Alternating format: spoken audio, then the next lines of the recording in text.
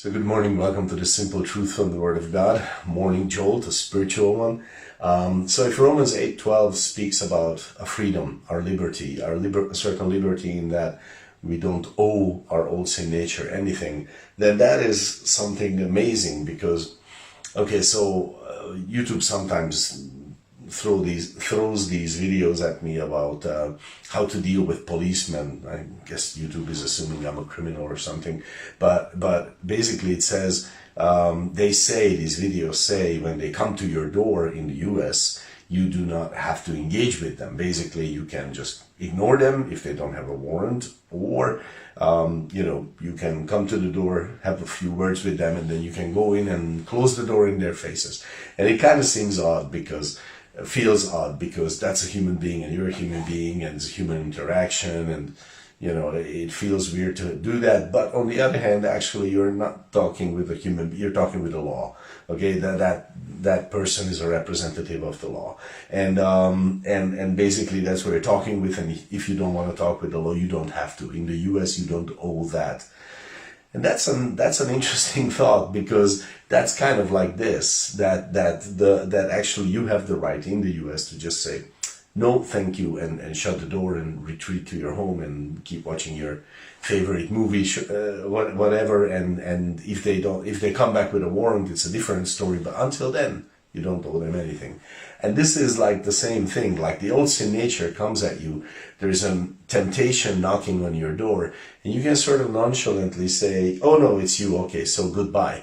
And you feel that you owe it something, but really you don't. That's what Paul is saying. There is this liberty, a great freedom to say, no, I'm not interested, thank you very much. It's like, I don't know, maybe a better example is a Jehovah's Witness, and you say, no, I'm not interested, thank you very much. And it's like that with sin. Sin comes to your door and says, and you say, no, thank you. And you can just sort of, with a great liberty, with great freedom, just say, I'm not interested. And that's a wonderful thing when you take hold of this verse and the truth and the power of it in the Spirit. So it's interesting because, like in 1 Peter 4:4, it speaks about your old buddies with whom you used to obey sin very quickly and absolutely. They say they think it's strange that you do not run with them to the same excess of riot, and they speak evil of you because of it. Basically, they are looking at you and they're saying, why don't you, Friday night, that's the normal thing, that's what you should do, you're missing out on something, you're an idiot, and you think you're better than we are, whatever. But the point is, they don't know how to handle this, because you have this freedom and they don't.